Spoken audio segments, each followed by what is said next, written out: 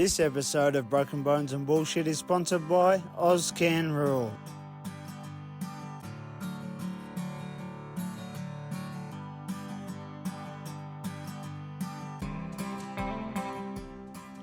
So my next guest is Charlie Clancey. Welcome on the show, mate. Yeah, thanks, Bennett. Real good. Yeah, it's good to be here. So start us all the way back from the start. How did you get into rodeo? Well, I was a kid, probably real young, and my dad was messing around with a fellow, Viv Heath, who used to run R.M. Williams in Prospect, Victoria, South Australia, I should say. And he said to me one day, he said, "What do you want to do? You want to camp after a rope?" And I thought, well, if I rope, I'll get one of them cowboy saddles. So I said, I'll rope.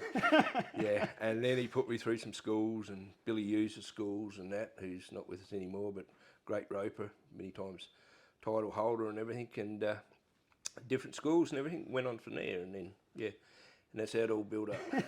And did your father rodeo? Yeah, he did. He only ever time event. When he was real young, he was a jockey. And then he got on a few broncs up in Queensland, that just at the bushy shows. Yeah. But he got into roping a little bit later in life than the normal, I suppose. But he wasn't a big man, and so the calves back then were pretty big, so he used to go to battle for a long time with them. And then he got into team roping, and he had a bit of success at that, won a few festival state titles. His last title he won when he was 65. Oh, wow. Yeah, and he roped until he was 80-something, and he reckons that Mum retired him too early even then. But, you know, he was becoming a little bit of a liability, so to speak. Yeah, so, yeah. And did your mother barrel race or anything? No, she didn't competitive. She used to, grew up in mustering camps and everything up there in Queensland, and she was droving back when she was young and everything, and back in the same sort of era as old Edna Ziegenbein and the famous old drover lady. Yeah, so, but no, she's, as far as radio, she'd never done anything like that. Yeah. And so you started on the calves? Potty calves, started riding them, and roping, used to just, chuck the rope at most of them. But being a kid too, it's the same thing, like rope the calf just outside the chute and go to battle for all that time trying to get it on the ground. We'd try to legging them, bulldogging them, doing whatever you could. Skinny kids, and back then it might be Santa calves, whatever, Santa Gertrudis, whatever they run up, because there's no contract. But it's then the bigger guys, they sort of handle them all right. But yeah, and then rode steers. I sort of won a lot of money steer riding, and once broke open, well, then it was on the bulls, but second division didn't have bulls back in that day, so you cut your teeth on the steers, which isn't really a great thing because I was saying earlier, with that steer riding, a lot of judges would not even give you anything if you didn't pull a leg on them or both, just let it howl and spur them. And when you go to riding bulls, it's completely different, and I found out too late in my bull riding career, I was too lazy in the legs. It was my legs that always let me down. And the good old saying, no feet, no seat. So I had no seat a lot of the time. Yeah. And you got on some good bulls?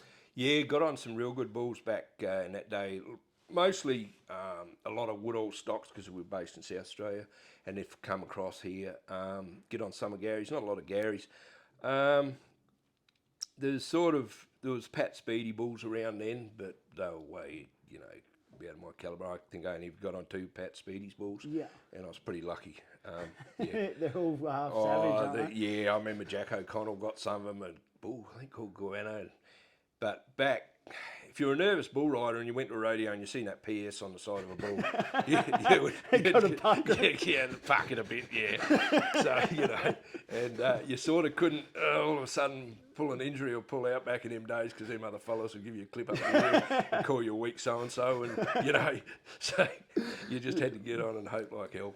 You're telling me about that before. If you ever got caught looking out, you'd want to climb under the pedals. Yeah, well, Jack Woodall and I were talking about it one day, and like Jack said, he said, so we're talking about the young fellas now, they're looking out, pulling their hand, and looking out, pulling their hand, and like Jack said, he says, if you ever done that, he said, you'd just find the lowest penalty, you'd crawl out, and just go out the back. He said, you weren't game to go to the backyards, because them fellas would tune you that bad. Yeah, so which was, I mean, them fellas, like, you know, some pretty tough bull riders back then, and tough men to go with it too, you know, and being a wimp wasn't acceptable thing. It just wasn't, you know, it's sort of, yeah. Yeah, you can... times have changed. Yeah. Not saying there's wimps now, I'm not saying that, but times have changed, you know, as far as it was back then. I get on, nod your head and get out, you know, and toughen the hell up, whereas now it's sort of more, a bit more finesse with it probably, you know, and different style of bulls now, you know, and horses. Yeah. You know, there was always good horses around. Woodall's had some good horses back in the day, mixed in with those carrot and breed horses. They're talking about them. McPhee's had some good horses and contracts up in Queensland. You know, the old horses right back in the 80s, King's Cross and them good horses, yeah. Not that I rode broncs or bareback horses too much, but used to love watching them, you know. King Coleman and them fellas riding them, and Herman and all them boys, yeah. And so you got on a couple of bareback horses and saddle bronc horses? Yeah, I did. I got on a bareback horse over in Western Australia, Kevin Botel.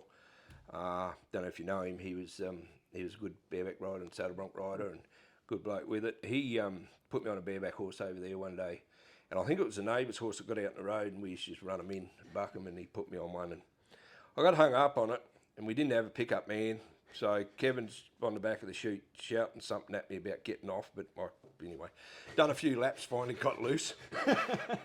Then come back over east and got on a horse at Smoky Bay, and he was just like a bucking machine and just perfect, and he felt so good, and I thought, this is my bareback riding career here. I missed me mark out, but I rode him real good, you know, and I thought, this is it. So then go to another rodeo and down the track, and there was a fella, Bruce Scobie. He was a pretty handy bareback rider in South Australia, and he had a hand on him like a baller's mitt, you know, the glove. Yeah. Anyway, so I didn't have my own gear for that, because, you know, you want to make sure you want to do it before you spend that money, and I borrowed his rigging. Well, I could put my whole arm in his rigging. Drew this horse, and they threw a hessian bag over its head, and to keep it quiet in the chute, and you know, I put my hand in this rigging, and Jim Willoughby walked past, and he looked up at me, and he said, "We're not scared." And I thought, well, I'll trade spots with you. Anyway, so I nodded on this big paint horse, and he bailed out of there, and I just back there in that steel cement wall that high, and those chutes and then rails. I was like a back to front Garfield sliding down them paddles. And my mother used to say to me, she'd say, you know, you're going to pay for that one day, all these wrecks you're having. Nah, don't be stupid. You know, well, yeah, I am now. You're a bit steady now. Yeah, it takes me a while to put the socks on there. Yeah. And you had a fair bit of success with your open? I did, yeah. Over in West Australia and South Australia, and qualified for the national finals in the carpet rope tie. And I was pretty handy at calf roping. My biggest problem too, I wouldn't overcommit. You know, sort of, I'd go off working and everything, and but you know, like, and there were a lot of tough calf ropers back then. That you'd go to just a little rodeo. There'd be like your Neville McCarthy's, Danny Maguire's, who's a good mate of mine, and the McPhee boys, Gary, Robert, Stewart, you know, all good ropers, good time, and good rough stock hands in their own right. So, like a lot of people back in that day used to work both ends of the arena, which is a bit of a rarity now. But there was so many talented, you know, like Shane Kenny. Well, he's sort of the elite of them now, but he's coming to in his calf roping thing. But like he said, as long as he can keep clambering off and win the check, he'll keep doing it. And but like his dad, you know, Tom Kenny was a great bull rider and a tough time event cowboy. It was just, you know, so. And what do you think that is now that guys aren't working both ends? Probably a few things. I'd say one of it is money. Yeah, it's expensive now. It's very expensive. It seemed so much easier back then. You know, if you could, like, we got a pickup truck on gas, and gas was 9 cents a litre, and if you come somewhere it was 11, you just blew, you'd get ripped off. And so all you had to find basically was a bit of tucker, your rego, and some fuel money in your entries, you know. Yeah. And work was easy to get if you were held up at a rodeo arena or anything. Jobs were, you just go down a pub, you get a job, you know. That plus things have become more specialist. With the money that's up there and the calibre of stock and everything, I think you've got to specialise more in one thing to be good at it. Yeah. You know, it's like our old horses. We had horses, you'd go out, you'd muster on them, you'd go and camp draft on them, and, you know, you'd haze on them, team rope on them, do everything, barrel race on them, and you might win a time event on that horse. We had an old horse, Clover Cocaine. It was Caroline's barrel horse. She'd win a lot of barrel races on him, and I'd team rope on him, you know, and he was just good, and we'd muster on him. But you camped on them horses all day. Yeah. We didn't have motorbikes, so when we wanted cattle, we had to take the horses, you know. And so now it's, very much a specialist event, and in these rough stock events, and also not so much time event. And you get a lot of fellas, old bulldog, team rope, or do the 3 time events. Then there's the barrel racing side of it. There's girls that just completely wholly and solely concentrate on barrel racing. Then there's other ones that just do the breakaway roping. Then there's others that do both. Yeah. And it's just really gone that extra level. It's like the stock. Like just entry level barrel horse is 20 grand now. Like the money is. Yeah. Well, you want to. I done a good thing.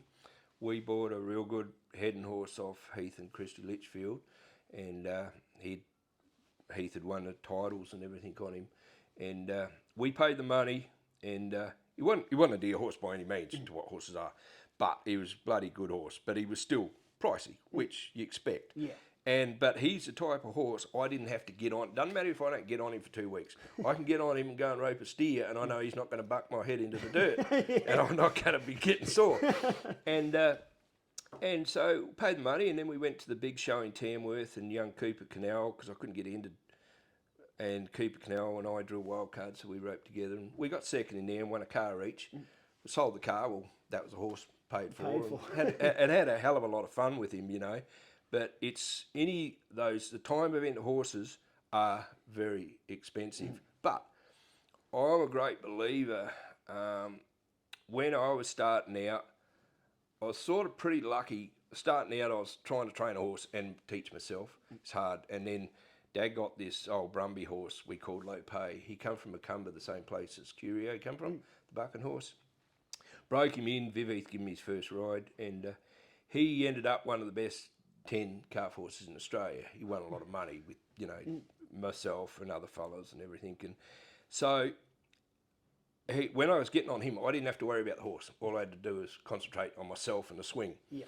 And so it was good. And I'm a great believer, if you're starting anyone out in any event in rodeo, in a time event, spend that money, get them going horses, and then when they become good at that event, then they can, in the meantime, bring on a young horse, because they're not concentrating on how they're doing it. They can concentrate on the horse. And there's nothing worse than trying to swing a rope and steer a horse and get it all together when you're not good at either of it, you know. So, it's a great believer in that. But like you said, they are high-end horses. Yeah. And but they're that for a reason too, you know.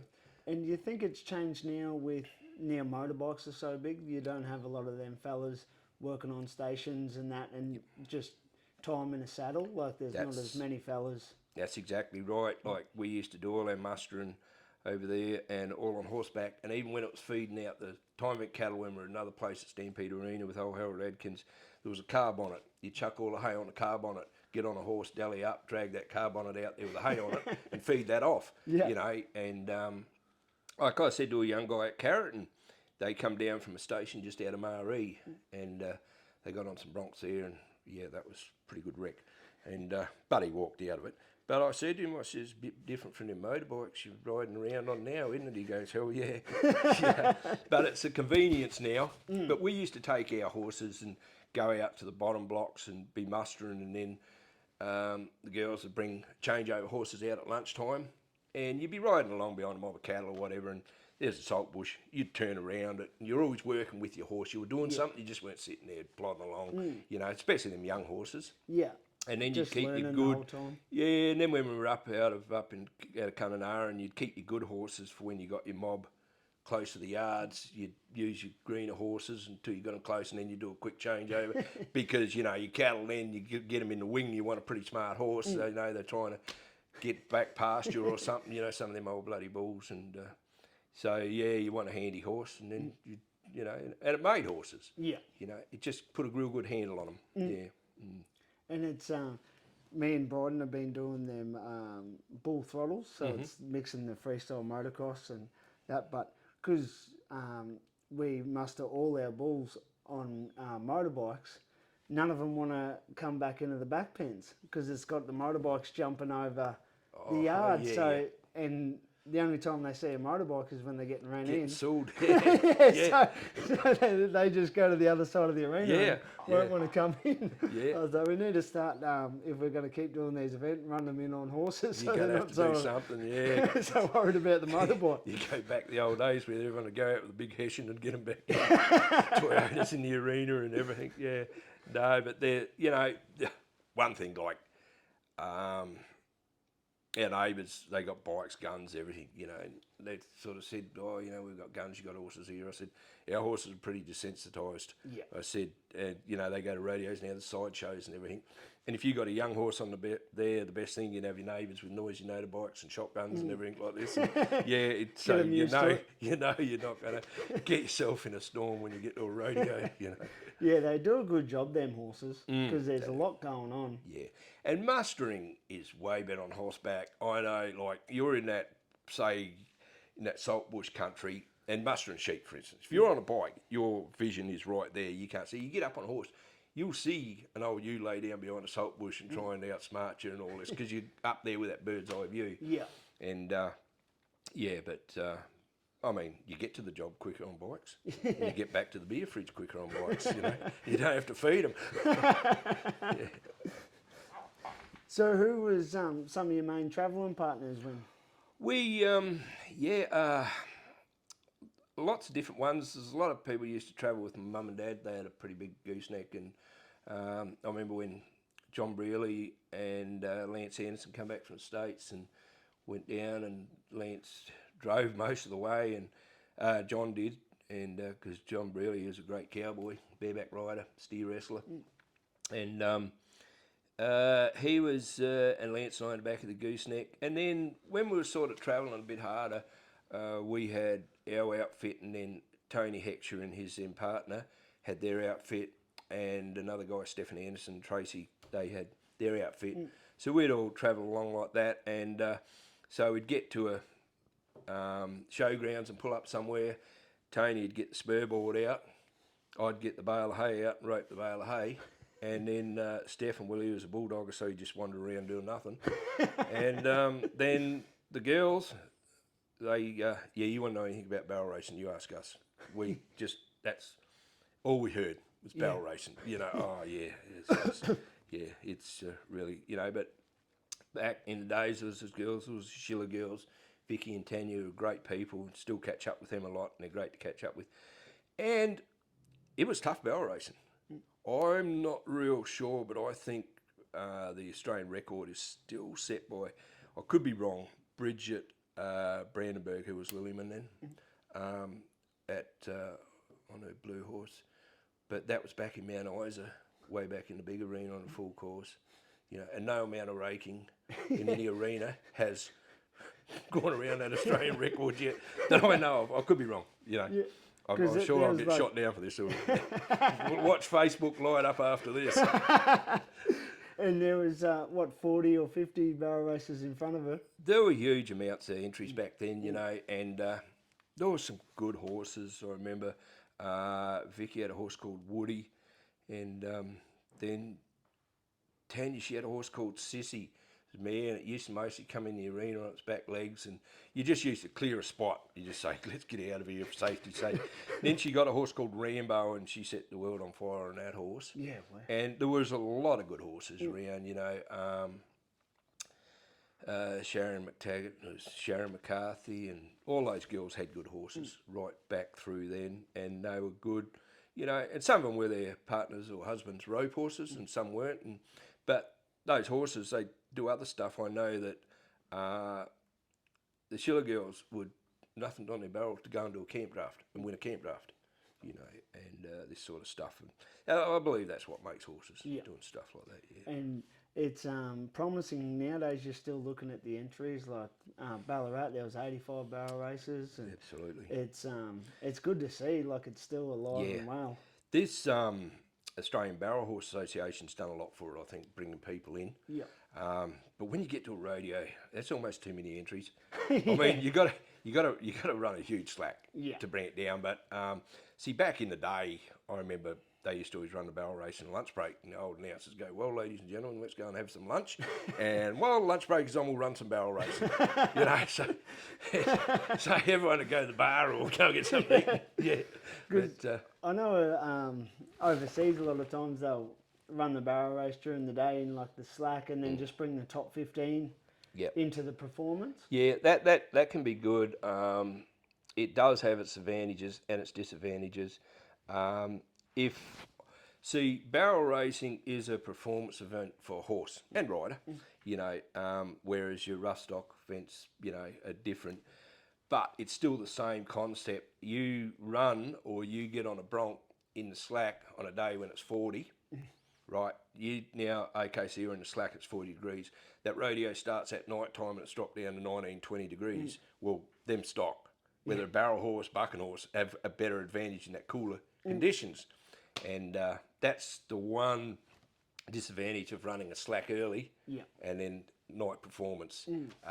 They do it, but a few years back they would run some slack after the rodeo if it was going to be a stinking hot day like that, and that'd even it out a bit. Because I did see it at a rodeo, and some of the top girls come out in that slack, and that usually win a barrel race, and they just couldn't blow wind up it. Yeah, wow. Like to what was in the performance, it's just the horse is a lot fresher. And how did you go announcing 85 barrel races? I didn't do it. I've sort of, since I've got that team roping horse, I've come to the stage. I was announcing a hell of a lot of rodeos, and we're doing heaps, and we're with the bull and bronc rides and full rodeos, and so. My horse was in the paddock and he's going away, so I had to make my mind up, cut back and announce and use the horse, or don't have the horse, keep announcing. So Ronnie was easy, Edna was hard to get around, Edna Woodhull, but then the committees too, like I give a couple of rodeos to Terry Murray, who's a really good announcer, and Larry Keane, I'll give him some rodeos up north, and just to concentrate on that, I just do a few now, so it's not too bad, but Bryce, he started announcing with me at the Denny Ute Muster, and he's doing real good, and he's flat out doing that now. And I just do a few in South Australia, a couple here, and got a couple coming up in Tasmania pretty soon. Go down there, which is good. Get down there and stay with some friends, Gary and Jody King, and we have a ball going out fishing this year. Oh, nice. Yeah. So when you're going full time with announcing, how many shows a year were you doing? Oh, huge, man. I did add it up one year because I went over to West Australia and done some. Went up to Broome, Tassie. There was one year I done nearly 40. Wow. Yeah, that was bull rides, and bull rides and full rodeos. And, and like some weekends you'd do 2 a weekend, and. And so it was, you were sort of a long time from home, you away for 40 weekends of the year. But there's a lot more. I mean, the season's not starting until October, but then I was going over in June and that sort of stuff for them rodeos over in Western Australia. And up at Broome and early August and all that sort of stuff. And but no, it's good fun. I still enjoy doing it, and you get to a rodeo and think, oh, why am I doing this, but when you get going, it's good fun. What's the place that had the wildest crowd that you reckon stood out to you? Oh, there's a few. There's always, Southern Australia is having a huge crowds. All these, and up in Queensland, they're getting not a lot at all, and there's like Kapunda Rodeo. Every year they pack it out, and we're talking the first year they ran night in this series since they started back up. I thought it was about 7,000. Now they got to get pre-sold tickets, so they sold 4,000 tickets for this rodeo, but that's only sold tickets, and then you take all your sponsors. your competitors, their partners and everything, get in for free. Yeah. And there's probably 6,000 people there. Wow. And they don't move. They sit there until that last bull bucks. They do not move. Carrotton's another big one. And they're here in Victoria, Kyabram, when they first went their night rodeo, I announced that. And that was a huge crowd. That's probably what I'm thinking they had the 7,000 there. It was humongous. Yeah. And it was great. They got our Big Al down, Clown, and him and Ritzy done a great job. And yeah, it was good. So they get really good crowds, but they had to go night time because they were running during the day and it was 40 degrees and they were getting about 40 people. Yeah. Wilmington was the same, Carrot was the same, all them radios, yeah. How did you go, like, working with fellas like Big Al and that? Because I know a lot of the acts they're playing back and forth with each other. Was it hard when it was the first time you're doing it? Did you have to word each other up? Or not really, because Big Al would lead you in, or you lead him in, you sort of just wing it, and it was pretty, because I haven't done a lot with him, but his acts are good acts, and I'd seen him before, so I knew what to expect. But he does change them around a bit, and he's still I think great for comedy, and like Terry Murray he used to bullfight with Graham Bagheero, and Terry was a barrel man and everything like that, and he is a funny bugger, and but he's taken up announcing now, and has for a while now, and he's good to listen to. So it's good when you get good announcers to listen to. That the crowd appreciate it as well. Did you ever have any catchphrases like Terry Murray has? I did. As high as a Nimbin hippie. Yeah, he's pulled out some good ones. I remember once he pulled out one and it was a shocker. And I think I told him too, it was a terrible one, don't use it again. He says, the Brahman bull ride, because you're a Brahman bull ride, it'll send shivers down your spine like a Venetian blind. And I thought, half these kids here wouldn't know what a Venetian blind is. Now, the older generation, I said, that sounded a bit corny. No, but he is a master of those. He's a master of those. The one-legged, the King's Cross pole dance and all that, yeah. And it'd only be Terry that'd get away with a lot of it too, but... some of the ones that he said, I'm like, oh, geez. Yeah, I think I heard him, go down quicker than a $2 hooker at King's Cross. I said that. yeah, tougher than a $2 steak. He got some classics, this cowboy eats barbed wire for breakfast. He's really good at it, Terry. What were some of the catchphrases you had? Oh, look, not a lot so much as that, but, more moves than a pool table, or more moves than Britney Spears, or a few different ones. It's I sort of wasn't into that as much. I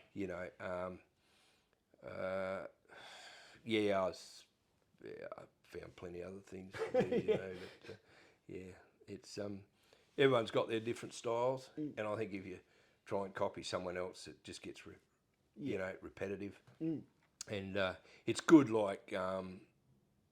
People, I don't care who says it, like, you're doing these same radios over and over and over and over again when you got one every weekend, and you get a lot of the same crowd go to it. Yeah. They get sick of listening to the same person, so it's good to throw someone else in the mix, And it's different if you're just doing that one show a year at that one spot, like your Kyabras or your Carrotons and everything, but... Olson's another good rodeo down there in Tasmania. It's a ripper rodeo. They get a crowd there, the crowd are deep and loud.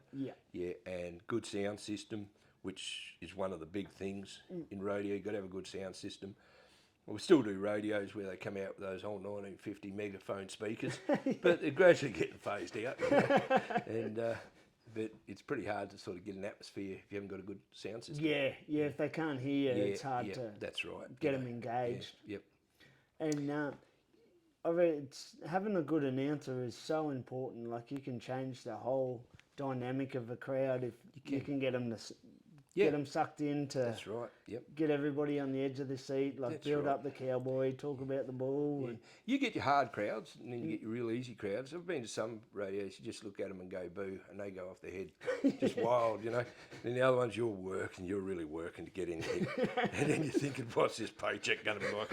It's a tough crowd. It's you get your tough ones and you get your good ones. you find your sort of inside radio. It's like I say, Ulverston's a crowd, just magnificent crowd down there, and really pack them in. There's a lot of Kapunda, big crowd over there this year, and loud. And a lot of them, Kyabram has always been a good crowd. But I sort of must have been the unlucky one, because every time I announced Kyabram, which I did from the first time it went nights, right through until this last couple of years, I wasn't getting out of there. And I was getting to Mary Jig at 3, 4 in the morning. You know, by the time I got finished and said goodnight to everyone, chucked my horse on and got going, get to Mary Jig 3 or 4 in the morning anyway. So I give it to Terry, because we got flooded and that. And I said, Terry, look, I can't sort of fit this radio in. You do it. He just grabbed it and, done great. And anyway, so next day I seen you at Mary Jig, and I walk up, a smile on my face, and I go, you had a big one last night, didn't you? What time did you get in? He said, finished at 9:30. I've been doing it all them years. Yeah, it's been finished about 11:30. Because they ran a huge slack, you see. Oh, yeah. But, I thought, oh, God, I felt so ripped. I reckon last time I went to Kai, I was out injured, so I wasn't competing. But from the line, at the back of the line of the bar till I got served, I've seen 3 different fights. Yeah. Jeez, I'm just into it. There was the lights went out last year, and then apparently there was a stabbing. Wow. Yeah, but you see, I was in the slack, and I just got going and got the Mary Jig, and then pulled the annex out in the esky and sat there and made a nuisance of myself there, but probably just as well. But, nice and quiet there. Yeah, so what's some of the big memorable moments when you were commentating? Oh, I got a lot of them, you know. I know you were there when Jack Woodall retired. Yep, yeah. Well, used to announce Jack out a lot, and had a saying about Jack. If you want to see what a legend is or a champion bull rider, you open up the dictionary, and all you find is a photo of Jack.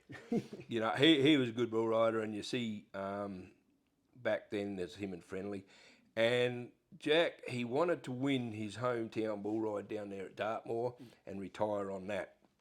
So he actually, I'm pretty sure he went on the wagon for a couple of months leading up to it, got himself fit, and he come out and rode that bull. I forget what bull it was. I think it was one of those evil bulls, and area evil bulls. And man, he rode it for huge score, 90-something, one bull ride. And he retired on that. That was a high, and the build up to it was good, you know. And because he was a local down there, and we built him up and everything, and he got a real good bull drawn. Yeah. And it just was a bull ride coming together. And Jack, in my opinion, is always one of very stylish bull rider. Sit square, another one, Brandenburg, and you can see it like young Sam. He had done a good bull ride, I see, a couple of nights ago. Yeah, last night at that Bulls and Bikes. But the other son, young Jack, he's real stylish. He's just like watching old Jack, but he doesn't get on bulls anymore. But he is just like watching old Jack. Yeah, wow. You know, just that square style and everything, you know. And so he looked more like Jack did than how Sam rides? Yes, yeah, more so, yeah. Sam, you'll see a lot of Jack in Sam, but you see young Jack when he was getting on him, it was just a Jack, carbon copy. Yeah, carbon copy. And you can see all them boys that have learned off the likes of Brandenburg and Jack. Yeah, Joe Down style. And but then the bull riders, you know, who learn off anyone, you know. You got your bull riders that learn off different people, and you can see the styles in them, you know. Like there's been a lot of real good bull riders bring on a lot of good bull riders and bronc riders too. And I'm a great believer. You see it all the time. People, they just go to a school because it's a name, right? Now, it's no use if you're 6 foot something going to a bull riding school that's ran by Sam Woodall, who's 4 foot something, you know, because he can't teach you a lot, you know. And it's like, so in any event, whether it be bulldogging, roping, I just believe in this, it's my belief. Some people say I'm wrong, but you look around for the best there is who's your physique and your build. Yeah. You know, it's, you got to look at someone that's your physique if you want to start bulldogging. You know, there's great bulldogs around, but it's no use you going to a Luke Banquino school.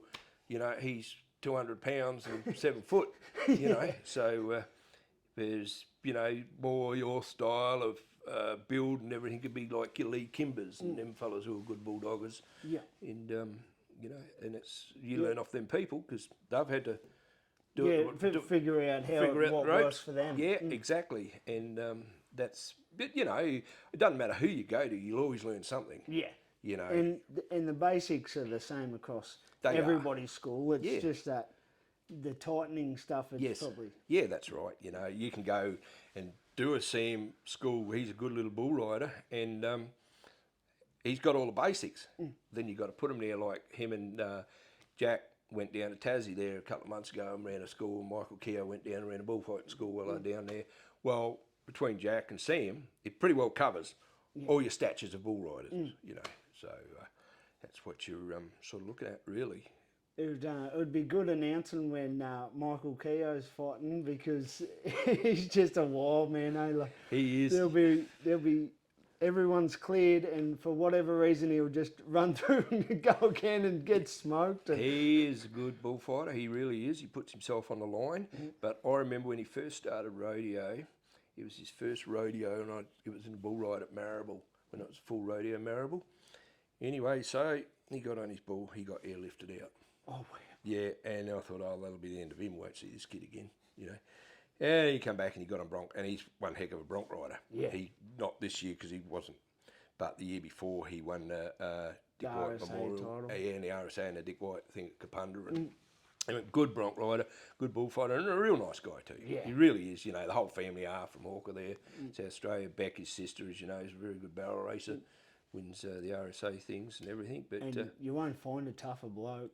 Oh, no, he'd just take the knocks for you. The good old Wilbur, Almo Wilbur, the comeback kid, yeah, he wonder how he feels getting his best. Yeah, you reckon you're sore? Getting your best mate wrecked. No, it wasn't Wilbur's fault. Michael was just doing his job, and yeah, and Wilbur, well, he's back bull riding and keeps himself pretty fit, and he's riding bulls pretty good too. Yeah. Yeah. I see he had a hell of a year last year, and what?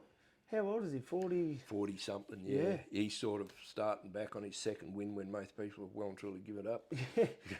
But he just takes that good a care of himself. Yeah. That's how he's able to do it. Yeah, that's right. I mean, I carted him to some rodeos over in South Australia once, and that's when he had the gym, Swan Hill there. And anyway, I was trying to get some advice for him on some fitness stuff. I said, what do you reckon for an older fellow like me, Will? What do you reckon I could do to sort of fitten up a bit? He just looked across at me, looked at me guts and says, probably give up drinking and be a star. I said, well, I ain't going to get fit then. I'll stay like this. Yeah. Because it doesn't, I'll never forget Graham Bagheero once came to a rodeo and we're sitting there and someone said, Graham had a little bit of a paunch gut and everything, and someone said to Graham about it. Graham looked at me and I thought I was pretty skinny then. He goes, all us good time, he's got pot guts, haven't we, Charlie? And I looked and I thought, you should speak for yourself. Because he was a good cowboy. He was a good steer wrestler, good roper. Graham was as well. When you were rodeoing back when you were younger, did you train a lot for it? Or not so much. We probably had a different work ethic, different jobs. Like I was always involved in the rural industry.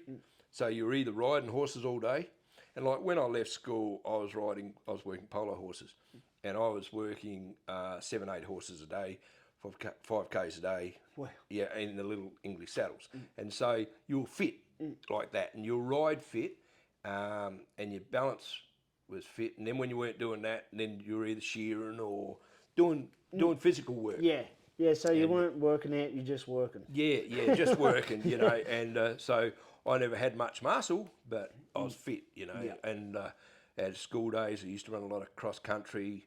Lisa O'Day, she's Lisa O'Decky now, she's won the gold for Australia in the marathon. Well, her mum was my PE teacher and I used to train with Lisa, and we'd go running at lunchtime, and I could never beat her unless I took a shortcut. Then she goes on to win gold for Australia, and I, drink gold cans. So, your best shot, you were telling me before, your best shot at winning a title was in the steer wrestling? Yeah, that's right. I was really going good that season, and that was 90, must have been before 95, 94 or something. Went to a rodeo at Woomera. I was sitting second at that time in the news sheet, and I think Dave Shegog might have been leading it in, or he was up there too. He was another South Australian cowboy, and I went to Woomera Rodeo and I drew a real good steer on you, the steer, and I thought if I get this thrown down, I'll win some money here and I'll really seal my spot. If not going into the finals, but real deep, close seconds, you know. Yeah. Anyway, so I nod my head, I come out, take this steers over there, and I thought, I'm not going to let you go. This is going to pay. Anyway, I took this stupid dive at him, Keaton missed him, smashed my arm up, held it up. Donnie Childs said to me, I'll let you have the calf roping for that. He was judging. Anyway, so I went to Woomera Hospital. They said, we can't do nothing here for that. So we went on, and Mum and Dad were up there. They had the caravan, so they unhooked, and another cowboy towed that home from me, and they drove all night to get me back to Adelaide. Wow. And I ended up with 9 pins and sitting on the couch watching the finals out. That was it. That was it. The only, ring up Steve Hilton about insurance. Yeah, so I had a big bar and 9 pins, and I was lucky I got a good surgeon. Yeah. And the surgeon, I see his name on the wall. It's Michael Sandow and his parents, who I first went working for.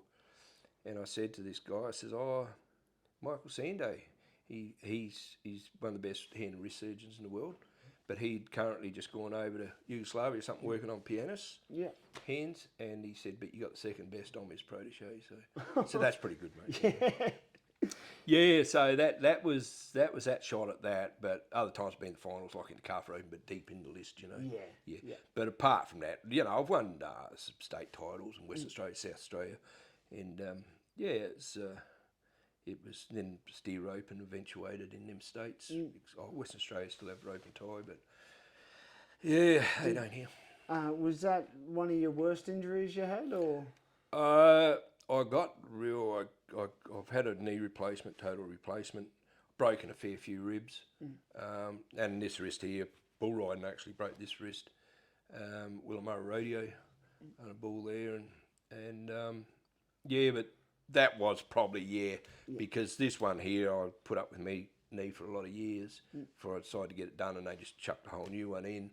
Only part of my body that doesn't hurt anymore. And, because we went up to pick up this horse off Heath and Christie, and so naturally roped some cattle up there, and Aaron was there, and Bookluck and Heath and them guys, and so I was roping, and we roped a few pens, and I hadn't ridden for ages and ages and ages, and we get up the next morning, and Caroline said to me, how's your knee feel? I said, the only part of me didn't hurt. My thumbs hurt, my ass hurt, everything hurt. But I do have a bit of trouble getting through the airport with it. Oh, it goes off, doesn't it? Got to put the glove on, offer me a room, Yeah, wow.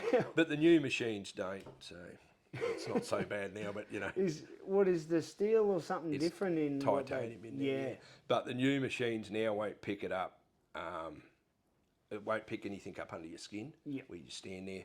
But I often think every time I go to the airport, I think, how's Lance Anderson get on with this? He'd have to chuck his leg over his shoulder, put it through on a conveyor belt, not through, Yeah. How's that mad old bastard just competed at the Worlds? Yeah, he did. And we were talking about it the other day, Jack Woodall and I. And like Jack said, he said to Lance, because of his leg, it just sort of got a mind of its own. It just heads out there. Like we said, no feet, no seat. Yeah. And but Jack, as we know, is a very good bull rider and he's a good instructor. And he said to Lance, he's watched Lance ride a lot of bulls with that peg leg. And he said, if you get a bull that jumps and kicks, he said, you'll ride him every time because it's putting him on his rope and it's keeping him down there, you see. Yeah. Jack sort of explained it better than that. But he said, them bulls that are just round and leaping away from him, gets him like this, and then his leg gets flying out there. Yeah, can't if you get a bull that kicks up, it'll keep him on his rope, and his leg will stay down. Yeah. And so, and it's proven too, I've seen him on some bulls, some videos and that Julie put up, and any of them bulls that kick, he rides them. And then he gets something that comes out and leaping away from him, and his leg just heads out, does its own thing. Yeah. And how old would he be now? Lance, I think he's 64 or something? No. He'd be pushing 70, I'd reckon. Wow. Yeah. He'd have to be getting up there 70. He'd be in his very late 60s. Yeah. He might not be 70. I hope he's not listening. That's wild, isn't it? One leg and nearly 70 and still getting he's on fit bulls. though. You know, like when he was doing those movie scenes and on that Wolf Creek, yeah. and then he was on top of that bus in Priscilla, Queen of the Desert. That was him dressed up in drag with the thing. And yeah, he's a good stunt man. He come to a rodeo in South Australia, Spalding Rodeo, and he come up there, and Jack and I and Ronnie, we were sitting there talking, Jack and I, and anyway, this fellow walked up, and that's when he was doing the double for that Mick. He was being his double. Yeah. And this fella come up, and we're just sitting there, and he come into a spare bale of hay, and he just sat down there. We were looking, and Tammy Woodall, then she got up and she took off. She got scared because that Wolf Creek. Anyway, we're looking at this fella. Yeah, g'day, mate. How you going? There's something familiar about this. And Jack's looking at me, and neither of us clicked. Then all of a sudden, Jack goes, Lance, he had the tats on, had the chops and the chops and the hat and the flannel shirt and the flannel shirt. Well, I know something about this fellow. I just can't pick it and the stick-on tats and everything. Oh, you bugger me. He done them stunts in that truck and over the cliff and everything. And then he had to give that up after he lost his leg. I suppose. I think he could probably still do some stuff, Yeah, I'm sure he could drive a car or a truck over the cliff, but I don't know how he'd go stand on top of a bus 60 kilometres an hour down the road. You never know. He's a talented man, but there's a lot of the old bull riders and everything have been in the movies, like Bill Willoughby. He's another one that's made his name, and McLeod Daughters, and then the Man from Snow River, and all those movies, the Light Horseman, all them. Heavily involved in them as horse wranglers, owning the horses and all this sort of stuff. And Craig Morley was another fella. He's a good bull rider. He does a lot of stunts. He's up in Queensland, huge amount of stunts in the movie industry. He still does them, yeah. I think it's Craig. Yeah, I'm pretty sure. Look, yeah. You never got into the movies? We were at Burra and we done Breaking Moran. Yep. And I was an extra in that. And a lot of cowboys were. There was Greg Luke, Dave Messenger, Charge, Jim and Bill were in it, and that's sort of Bill's start to it, to how he got, and then he got his own horses for the next movie. Breaking Moran, that was good, and it was all at Burra, and we supplied a lot of horses for it.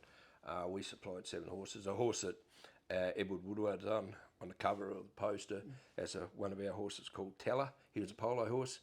And then we had a grey horse, Digby, he was in there, so that Brian Brown rode.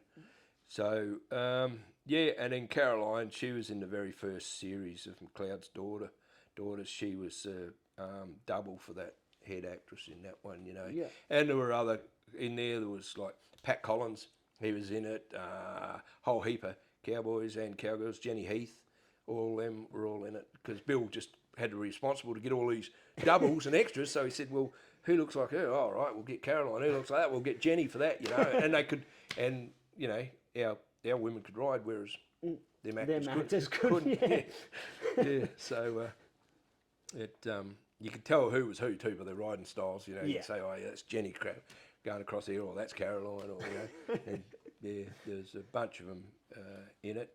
But, and you had a lot of fun doing that sort of stuff? Yeah, the Breaking Moran's the only one I done, and then I was over in Western Australia, and Bill rang up, or he got onto my mum, and so he rang up to see if I wanted to come and do that, the Light Horseman one out there. There's a lot of cowboys in that too, but I didn't come back over and do it. So yeah, that's the only one I was sort of tied up with, and a couple little scenes in there. Yeah, it's quite good, but it's funny, like you'd be riding down the hill out of Burra, them big old hills there. You'd be riding down them shooting, and then you'd change uniform, dress up as a boar, and you'd lay on the bottom shooting. And if you watch closely, you probably shot yourself. Yeah, it was good fun, And, so they're doing it on a budget, so you got to do both ends. Yeah, well, you see, otherwise you would have needed 30,000 extras, I guess, so shooting up, Oh, they had some shooting up, but then to double it, and then I'd cut that scene, and then bang, bang, bang, you'd change uniform, and then get back on the horse, and bang, bang. Yeah, it was good. it was good fun. He had a lot of fun doing it. There was Brian Brown in it and Jack Thompson and all them guys. Yeah, so there's they were good. They used to come and have a few beers and that with us. And yeah. But and the young bloke that was on there, I can't think. Anyway, he went on to Burleson, I think it was, and he went on to do the Memphis Snowy River. He was the main one in that. Oh, great. Yeah. So that was sort of, I think, pretty well his start to his movie career. Yeah. No, a lot of fun, and done a lot of things. It's, I don't know, like I went to school for 11 years, went 13 different schools. I was beginning to think the old man was a bank robber and on the run, because just get settled in and make mates, and we're off again. And and then jobs. Well, this job I've got now is the longest I've held down one job. Yeah, wow. But that must be getting something to do with a bit older and more nervous or something. Don't want to be on the road as much. Yeah, wondering where the next meal's coming from. What do you got, that gypsy blood in you? Just you always have, on the move. Yeah. Oh, like we mostly all ate good, but there's always, like Tony Hexer said to me once. He said, when you're completely down on your luck, he said, then you get to a radio and you'll have a win. Yeah. Sure enough, you'd be down, you'd be thinking, oh God, I've got to get a job, but I can't afford to put in gas in a truck to get to the job. And you get to the radio, someone in the camp would have a win. Yeah. It's Wayne Kennard and I come over from the west once, and Wayne was a real good bronc rider and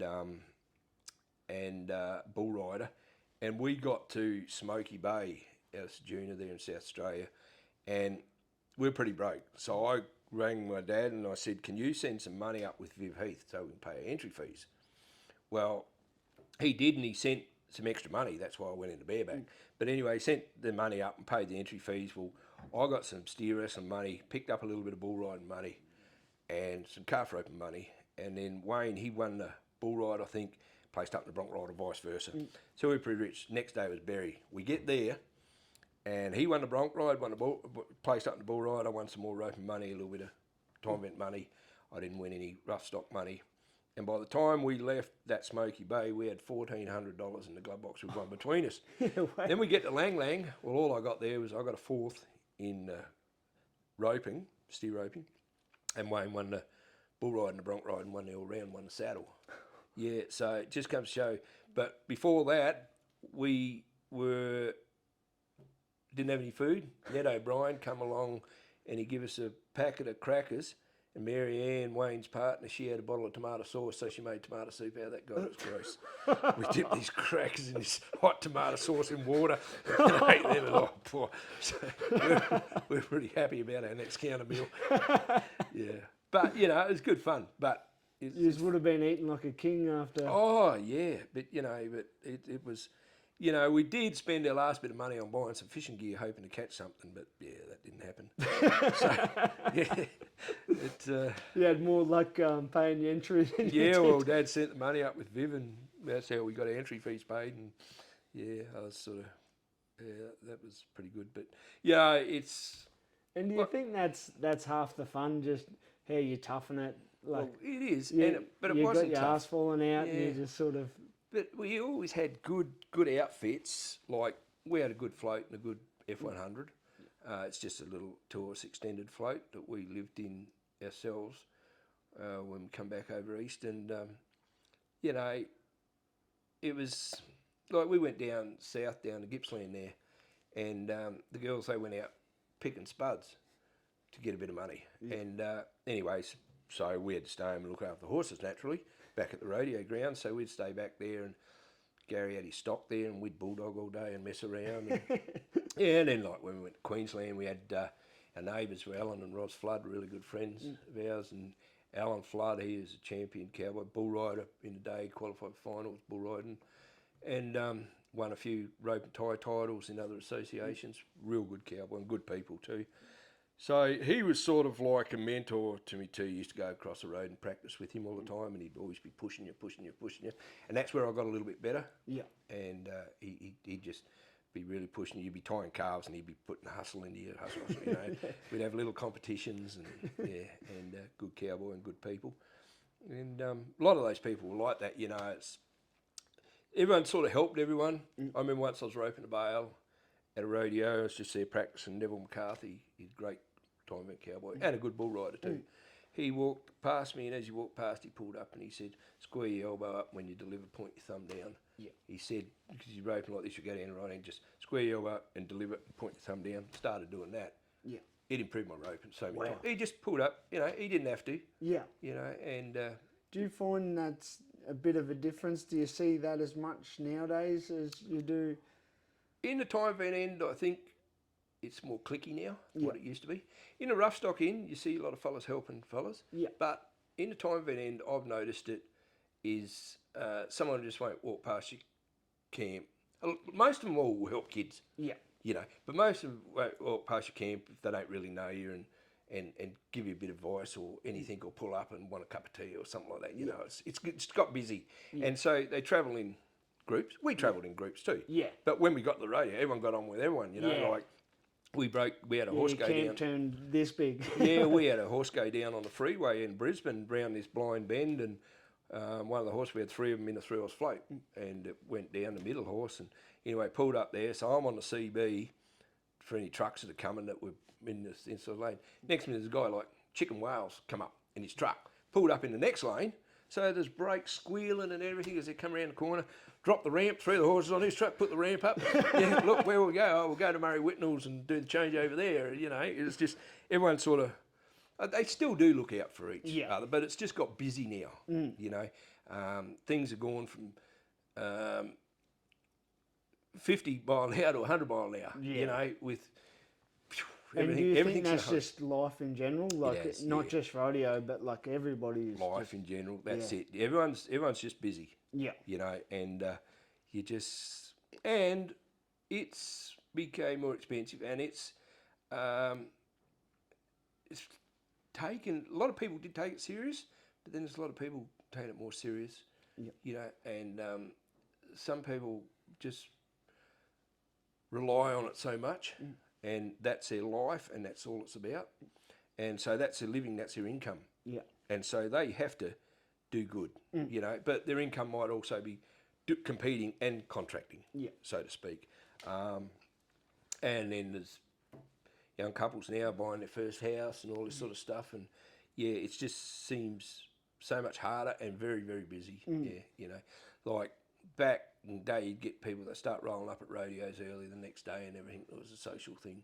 And now guys have got to finish work and they're rolling at 3, 4 in the morning, and they've got to do that and then get going, and get home for work or catch planes. Yeah, because I know myself, like me and Bryden did the bulls at Bundalong, but that night I had to load up, take them back to Bryden's, unload, load my truck up. Didn't get back here till 3, but I had to do it because I had to start work the next day on Sunday, and it's just, life's just crazy. Back then, most of us didn't work.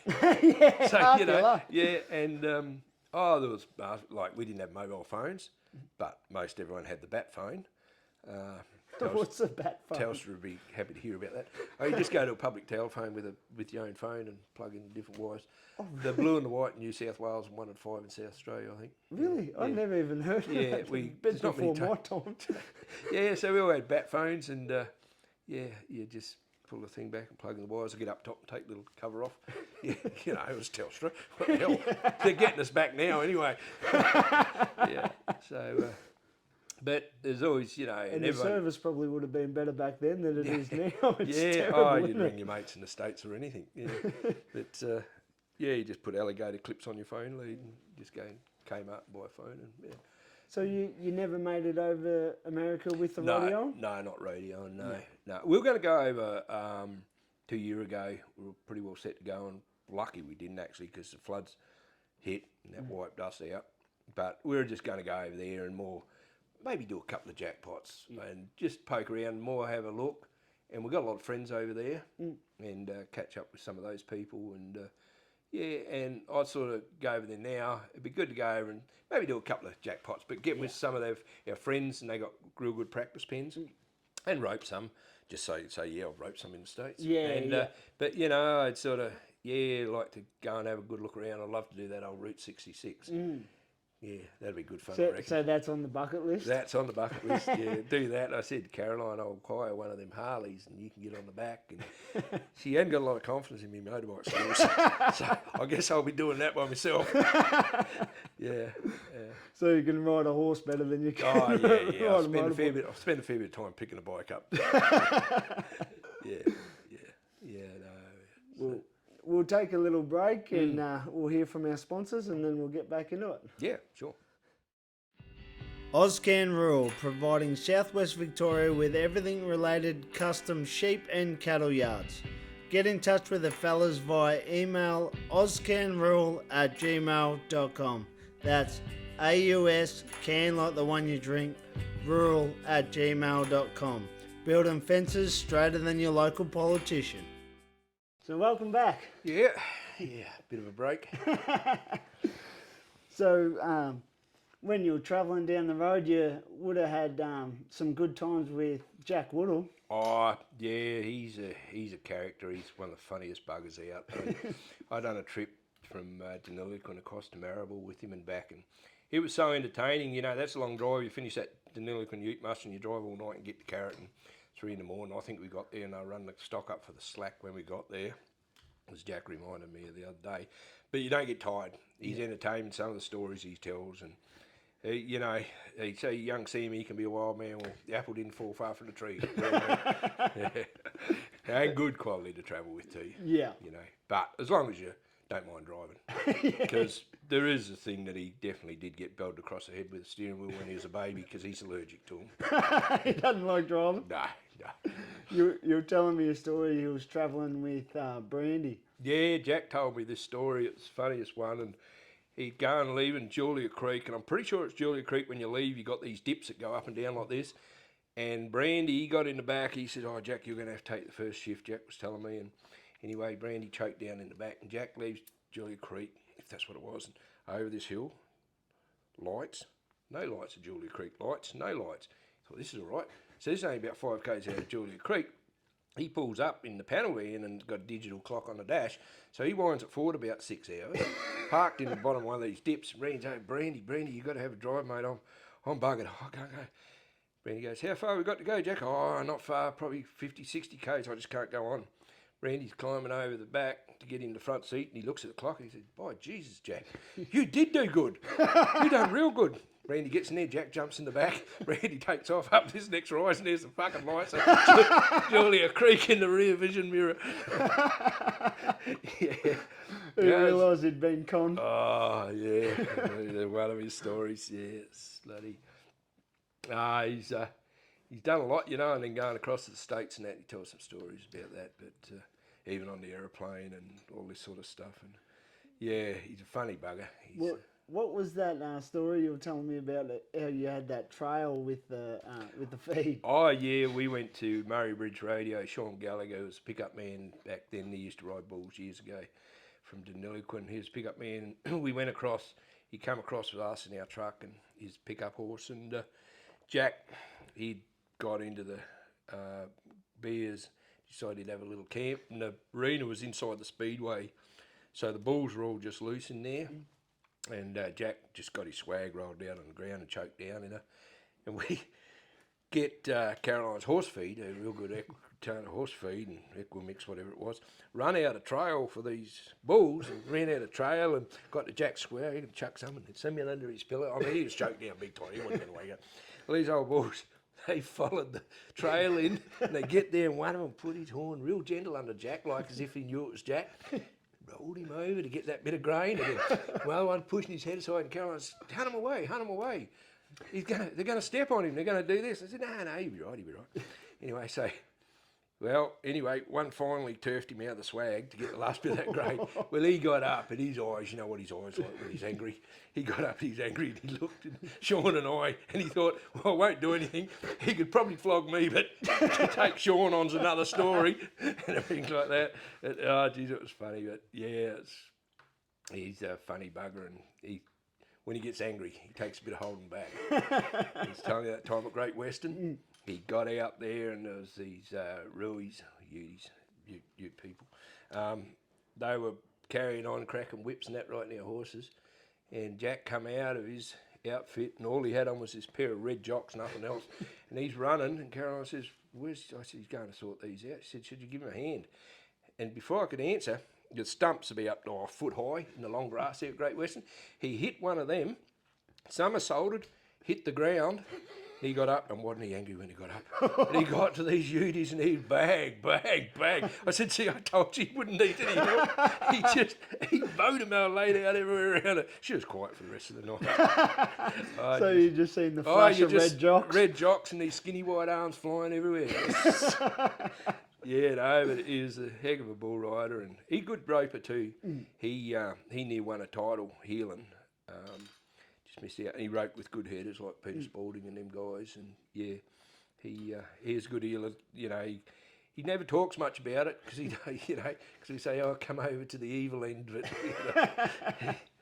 he won't, and he can heal that bugger. Yeah.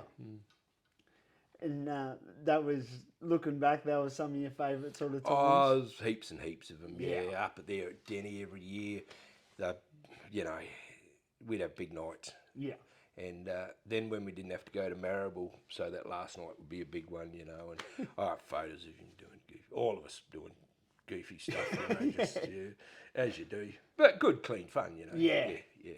But, you know, we camped pretty good up there at Sean and Pud Gallagher's place and his big shed, and eat good and have a good time. And, it's real good atmosphere. That's, you know, I wish sometimes there was more of it, you know, the good atmosphere and the fun times and everything like that. But, you know, it never gets taken too far. Nah. But someone always comes out, you know, the worst. For you know, Jeff Downs, just ask him. Yeah, but he's always been at the butt of a few jokes. Yeah, gets pranked a fair bit, but you know, it's his same fault. He sits up on a gate and gate rots and he falls off and face plants into the mud. And, so the boys have got to do some doctoring on him, you know, put his arm in a splint or something. Yeah, you showed me that photo. He's got the, what was it, an oar or something there? Yeah, Sean and Jack are strapping up, then I hung him up by the roof. And it was all good fun. He couldn't do anything about it. He just had to accept it. And then Linda, his wife, come in to pick him up because I was staying at the caravan park. Well, things went very quiet when she came in. I just sat over next to Ronnie and made out I didn't even know what was going on. Yeah, she's only little, but she can get pretty angry too. What's some advice you'd give for a young fella that wants to get into this for a living? And find someone, as you said earlier, you build or Billy, it's good. Do schools. Yep. Don't go and just. And if you're only going to go and get on, you know, say you look good for your girlfriend, it doesn't work because you'll only get wrecked. Yeah. And if you think, well, I'm going to become a bull rider to pick up the chicks, you need to go and do a school because, in honesty, the women love winners. Yeah. You know, if you're a winner, you'll get the chicks. You'll get the chicks. So yeah, and there's a lot of fellas you see come into it, young fellas, and they'll just do one a year. Yeah. You know, their hometown one, but you know, and then their mums and dads are there, and their sisters and brothers, and all filming them and doing this sort of stuff. And they think he's a real hero, but I mean, it's only a wreck waiting to turn nasty. You know, it's. And there's just so many good bulls now. Oh, like, there is. You can't draw around them nowadays. No, that's right. And it's like the Extreme Bronx, and I went up a few weeks ago up to Pierce up there and caught up with Jimmy Pierce. Hadn't caught up with him a long time. It was a good yarn with him. And that Extreme Bronx is really bringing that bronc riding industry on. They're doing the extreme steer wrestling now, which is good for rodeo. They ran one before Kapunda Rodeo in South Australia, so it bought from what's usually the 3 steer wrestlers at them rodeos that built it up to 9, 10 steer wrestlers at the rodeo, which was good for the sponsors, good for the crowd, and yeah, it was good, really good. And so you love the direction that the sport's going in? Yeah, it is. It's going good. It's really good. It's healthy. Really healthy. We got some really good promoters down here, and up in Queensland too. They just not seem to be pulling the crowds up there. Yeah. From what I've been told, you know, so. No shortage of crowds down here. Oh, it's great. none. It's just you wonder where they keep coming from. Yeah. You know, it's like a guy said to me, Shane Kenny once, he said that Carrollton radio, he said, you drive for miles, miles, and you see nothing. You drive for miles, miles, see nothing. Then you come over this hill, and here's this tiny little settlement. And he said, where would they all come from here? And he couldn't believe it. Like 4,000 or 5,000 people, they just roll in. And they just couldn't believe it. But it's a long way to get there and a long way home. Yeah. It's before when you were saying about the women like winners. Gary LeFew told me this thing. He goes, big checks, little chicks. Little checks, big chicks. That's probably about it. Yeah. Yeah, that's it. He said, so if you want to get the pretty ones, you've got to be winning. Winners, yeah. That's right. They just don't like bull riders. I like the winners. Yeah. No, but but radio is really, it's in a really good time right now. Sponsorship's good, which is surprising because things are getting tight. Yeah. Sponsorship is hard to get, but we've got good committees that are really good at getting out and getting them sponsors. And the main thing is that we, as competitors and announcers and whatever else, look after the sponsors because radio, like anything, one of my sayings, I say at every radio, is like football, cricket, any sport does not survive without sponsorship. Yep. So I ask for a round of applause for all the sponsors, and the people get up and they cheer and everything. And if the sponsors hear that, that's enough for them for the night. Yeah. You know, they're happy. Yeah. You know, and a little bit of appreciation. yeah, goes a long and way. you got to do that to, and then they'll come back next year. Yeah. I've been to rodeos where people have come and asked, how do they get involved the next year with sponsorship? You know, and when's the next one on and all this sort of stuff. Yeah, because they can see, you know, you get a rodeo and there's a few thousand people there. Well, that's pretty cheap advertising. Yeah. You know, you won't get it on the radio for that money. You know, and so they enjoy that. I've been good with my place because I run the rodeo here, and every sponsor that I've ever picked up, I've never lost one. Yep. They come every year. I've Yep. run 3 shows now, and they've just been that loyal and that great. Yeah. Well, I was able to get enough money to put 10 grand up for the open bull ride, which is, people think that money's easy to get. It's hard to get that sort of money in sponsorship. But lucky enough, like the Bendigo community's been great. All the businesses getting behind it. And you probably noticed just the money in rodeo now is just phenomenal. It is. It's really increased, but which it had to. Everything has. Entry fees are going up, fuel's going up, cost of living. But it is good. But when you look at it, you can look at it 2 ways. 10 grand for, you know, a young bloke on apprentice wages.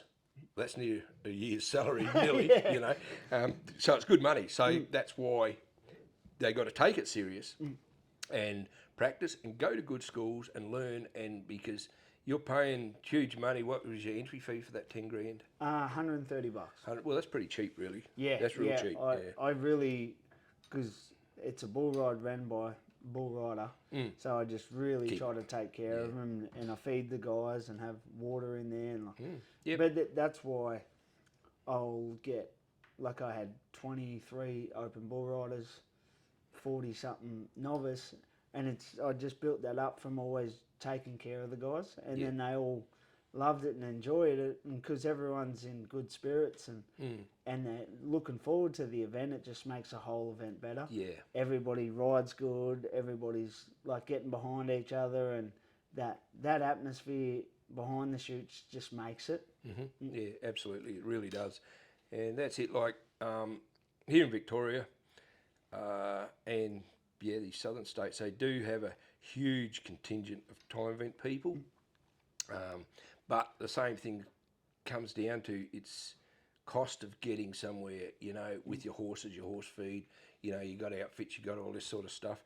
And so, you know, they're going to go to the rodeos with a better prize money. And then some of the rodeos that have been running for a long time that have got a bit of distance behind them, it becomes unviable. Yeah. And so then there's the fear of losing those time events and those rodeos becoming rough stock only. But if they come rough stock only, they put that money from them time events that they would have had into the rough stock, which will make it the richest rough stock rodeo, and they will get heaps and heaps of entries, you know. And so it's really, a lot of the committees, especially the ones that are out there a bit, we sort of got to try and nurture them a bit to keep it all that way. You see it in Brisbane, like every weekend it's just bull rides. Yeah. Like, because they're going that way, and then they're able to put up $6,000, $8,000 every weekend, because otherwise, if you do a full rodeo, that $8,000's only $1,000 per event. Yeah, but people get sick of that too. A lot of people come to the rodeo to see the horses. They really enjoy the broncs and, and the time vet horses, naturally. I know when the EI was on, we were in bull ride after bull ride after bull ride after bull. It was boring. It was the same bull riders going to every show. It was the same thing. And all them rodeos that ran, they still ran, but just a bull ride only, because you didn't need horses there. Yeah. And it was so monotonous, and you could see towards the end the crowds were starting to peter out. Yeah. Oh, not another bull ride. We saw one of these last week. Yeah. There was no, got that way, there was no variety. Because I know, just with taking my little nieces to rodeos, the bull ride, they're just playing with the other kids, couldn't care. The barrel race is on there, glued to the fence, and they love it. So it's so important. Yeah.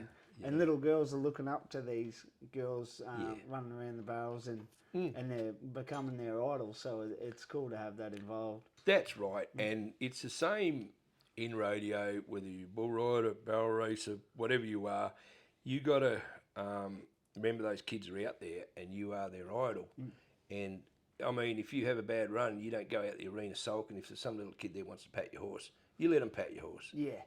And you be good to them, and you just don't go out the back and start sulking, or if you win, you think you're that good, you're not going to talk to anyone. I am such and such. And that gets on my goat a bit. I see people, and another thing I think should be pushed more: bronc riders, bull riders, anyone, steer wrestlers. You go out, you do a good ride and a good run, the crowd acknowledge you, you acknowledge them. Yeah. They walk back to the chutes with their head down as if the world's on their shoulders. Man, they've just got to check, probably, and just take your hat off, acknowledge the crowd. Yeah. That's what they come to see. And they're acknowledging and thanking you for putting on that performance, so you thank them for coming and paying and watch you. Yeah. And there's got to be more of that, because they think it's professional, but it's not professional when you carry on like that. Yeah. You see them guys in the States, they draw the crowd in when they have a run, Yeah, like you'll watch Rocker Steiner, and he'll be pumping at the crowd and getting them into it. Yeah, and his old man when he won the Bulldog and the Bulldog thing, and all them guys goes way back. Don Gay and all them, and even Lane Frost, he had his signature wave to the crowd and all that, And like that's what a lot of people reckon Lane Frost got remembered so much for. Like, he was a great bull rider, but he was such a great person to go along with it, that that's what kept his legacy keep going, that even people not in rodeo still know who Lane is. Oh, that's right. So it's that side of it that's probably kept his name so healthy.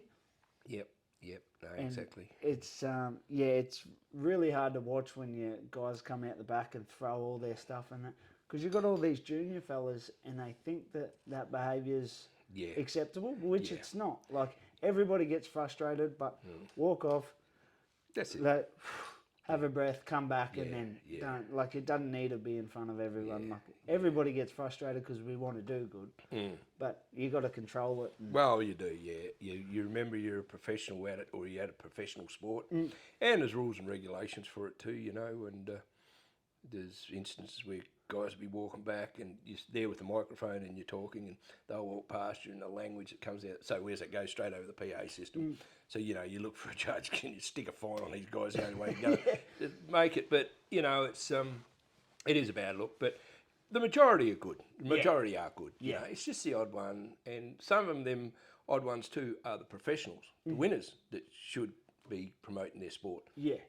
And it's so that's. I was talking to Darryl Doyle about it, and he goes, "We need to smarten these cowboys up." He goes, "They're coming and they've got rips all through their thing, and their shirts are half hanging off them." He's like, "You want to present yourself nice." He goes, "That was the big thing in his day. Like, you just look neat, and you go out in the arena, and you're looking good." That's it. You got to look sharp. It's sneakers and baseball caps.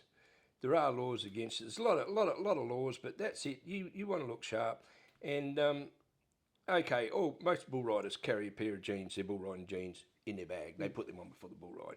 They might have rips or something in them, but your presentation, the way you present yourself, and you're a sport, committees go to the trouble putting all the flags up, decorating the arena, making it look very professional. And then you get someone walking out in flip-flops and a baseball cap, you know, and if you're not proud to be a cowboy, don't be one. Yeah. You know, if you're too embarrassed to wear your hat down the street and go in the parade, or You don't deserve it. You don't want to be. If you're too proud to, you know, wear your buckle you've won, or your jeans and your hat, don't do it. Go and do something else. Yeah. You know, because it only takes one person to drag an army down, basically. You know, something like that. Yeah. But it has been commented on. I mean, you know, out of hours, yeah, get around in your boardies and everything. But Yeah. the rodeo day, Look sharp. Yeah. And So what's next for you? got to go down to Ulverston in Tassie. There's Ulverston Rodeo on the 1st. Yeah. And there's a few on, and there's another one down on there after, and hopefully get my horseback fit. Yeah. And I had a little bit of trouble with him, get him back fit and get some jackpots, do some team roping. Yeah. Yeah, You're going to keep rodeoing with him or just hit the jackpots? Just mainly the jackpots. Yeah, I'll do rodeos. If I can get him going good enough, I might see if anyone wants to rope me at Bunalong. That's coming up, January 26th, Australia Day.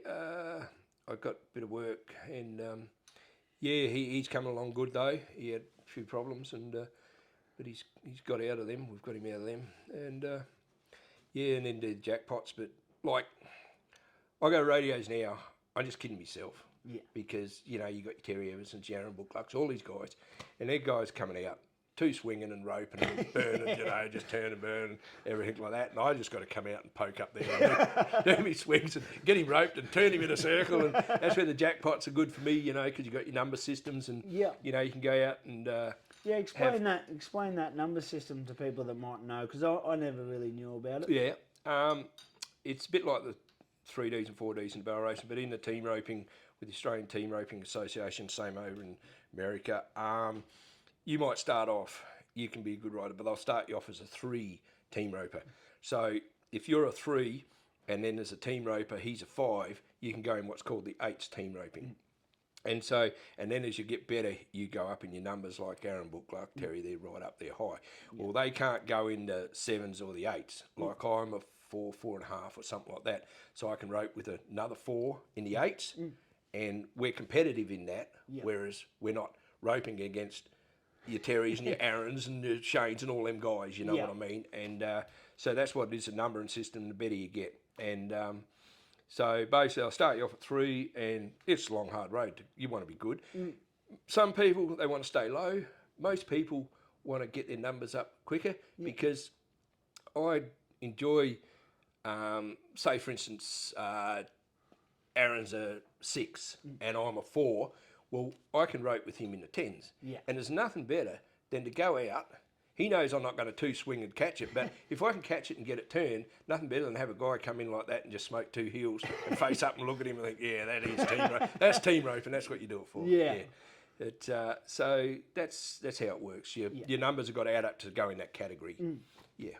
And there's different, 10 slides and all this. It gets a little bit technical. Yeah. And and then like radios, you got 2 partners, 2 runs at most ones, and then it gets confused, and oh god, Street, I've seen some arguments over that. Then you got your other radios. But if you're only one partner, one run, you've got to have double the prize money in that event because it pays out 8 places, not just 4, because it pays out the header and the healer. Yeah. So that's why they have 2 partners, 2 runs to make that money up. So the 1 run radios like your Tri-Series, if all the events are 2,000, team roping's got to be 4 because it pays 8 ways instead of 4. So otherwise, I never even thought of that. That's why it's harder to have them, because it's a lot of money to put back in there, and that extra double that prize money. But and with it, can, like at a rodeo, say Carrington or something, can a header like nominate with like 4 different partners and enter 4 times, or you can't? No, you just enter you enter yourself once, and someone will enter, and then you bring them up and say, hey, do you want to rope with me? And that's how you do it. Yeah, you just get to do it once. A jackpot, you can go to a jackpot, and in that 7s or the 8s, they don't have 7s in the ATR anymore, the 8s, you can enter so many times. There's a cap on it sometimes, but you might be able to enter 4 times with 4 different partners. And then, so you got them 4 runs, and it might be over 2 heads, so that's 8 runs. If you get back into the short go, so you can get a lot of runs for your money, and it becomes affordable. That's one thing I seen. I was at Rock Springs in Texas, and I never even heard of it before, but goat roping. Goat roping. And it's huge. Yeah. Like after the bull ride, they all went down to the bar and they were doing this goat roping, and there was 240 teams in it. They were roping these goats till 3 in the morning. Yeah. And making good money out of it too, because there's so many entries. Everybody just puts in $100 or whatever it was, and then they just jackpot it and pay it out. Yeah. And these guys are walking away with $4,000 for roping a goat, and you're doing it on foot. Yeah. Like that's here states. I don't know whether you'd get away with something like that over here. Yeah. I know Bundalong got that little arena down by the bar, and they have the little roping dummy there, and it comes out of the chute, and you rope it and head and heel it. But they used to have goat tying over here for the girls. Really? And they used to come. Goat was tethered in the middle of the arena, and they'd come galloping down and do the old calf rope and get off, throw the goat, and tie it. And that was a bit of fun, especially if you used to feed some big old billy goats in them. Set them up a bit. But that's gone by the wayside. There's another event, steer run decorating, where the girl rides up beside the steer and has a hazer, a bit like bulldogging, but they don't get off. They reach and grab the ribbon off the back of the steer, hold up fast. In Queensland and that, Western Australia, they still have it. Yes, they still have it. Yeah, but pro circuit doesn't have it. Haven't had for years. Yeah. But that used to be an event. It was an event, yeah. It was a good event, but same thing. You wanted people who knew what they were doing. Yeah. Because I seen a girl over in West Australia. She had a hell of a wreck. She come out. She was late, and a steer cut across in front of a horse. She clipped it, done the old somersault, ended up brain injuries and everything like this. You know. Wow. But then you get your good ones that have been doing it for years and years and years, and good horse people and good stock people too. Could read their stock and do it really good. You know. It's like bulldogging, you know, you'll see it. Even with the experienced bulldoggers, sometimes if they're a little late and the haze is there, that steer will push it across in front of your horse. And that's one of the biggest things, records of your bulldogging career. And it's like camp drafting. Graham Acton, he had his horse Clipper Beast and go over and he died, one of the Acton families, huge. A lot of it, not a lot of it, but in camp draft it's a fairly common. Yeah. Well, I wouldn't say common, but it's a bit of it. Does happen, And they're experienced horses, but accidents in any sport, as you know. And do you find that even with roping, like knowing cattle and reading cattle help? Yeah, it does. Your arena conditions change a bit, but best thing nowadays, you've got the contract cattle. Yeah. And they're all bred, they're Longhorn or Corriente, tough cattle, and they know they come out and they run to the end of that arena. Yeah. You know, and when you rope them, they're not bellowing and leaping on the end of the rope because they're sort of not broke in, but you still got to catch them and do everything right. Yeah. But they know you rope them and they'll bleed off some drags. And then our contractors, well, that steer's a dragger. There's an unfair advantage. All the others hop real nice. They'll take that one out of the pen. Yeah. You know, and he might go into breakaway rope and pen or something else. And so getting even line of cattle is a hard thing. And, you know, they feed the cattle 12 months of the year for rodeos for 3-4 months of the year. So it's not a big income, not unless you're travelling those cattle all over Australia. But they're a hardy cattle and it's good. And they know the job, they leave and they'll usually run straight. You'll get the odd one that'll turn back or do something, but then they'll usually pull it out of the draw. Yeah. You know, It's like rough stock. If the horses don't perform or the bulls, they'll pull it out of the draw. You know, because everyone's paying the same entry fee. And should have a fair shot at winning. Well, that's right. I mean, in the rough stock, it is a drawing game because every contractor's got their top horses here, the top few, and then all the rest, it's a drawing game. So if you don't get in them top 3, you know, you got to hope the guys that got them top 3 or 4 or 5 horses do something horribly wrong, so you can come through. Yeah. And that's where that Extreme Bronx is making a difference, because they're getting the top few horses from all different contractors. Yeah, like the PBR, but from all different contractors, and that's so you can draw any horse there, and you know you can still win a bronc ride. Yeah, but it's hard when you say that. The contractors can only have so many stock, and and then stock have their off days, and like Woodall's, McPhee's, and that with their bulls. I mean, how far do they have to dig back into their pen to get any that'll get rode? And the second division bulls are coming on now. A lot of the second division bulls almost got to be the open pen, but they can't go back any further. Yeah. And they just can't dig back any softer in their pen to get soft softer that something will get rode. Yeah. So yeah, it's it is hard like that. And they all got their exceptional stock, and then they all got their mediocre stock, and every one of them. It doesn't matter who you are. Yeah. And then your good stock. One day you go to a different thing. They don't like the ground surface. They won't buck. Yeah. You bulls, some of them, you get a heavy arena, they won't buck. And so then the hard arena suits them, but it doesn't suit something else. It gets all a bit complex. Yeah. And you think you just get it real good, and then the dirt doctors come out and change something. That's barrel races. So it's a hard gig. Well, thank you very much for taking the time, and it's been an absolute pleasure sitting down for a couple of hours and having a chat and bringing up some old yarns. Well, that's it, and there's so many of them, and it's probably good, keep memories alive of rodeo. Everyone knows what it is now, but what was back in the day with all them good old boys that were riding, them old Australian champions from old Alan Bennett and Bonnie Young and all them guys, it's sort of good what you're doing, keeping that side of it. Yeah, thank you very much. That's very good. All right. I'll see you down the road. Yeah, we'll do.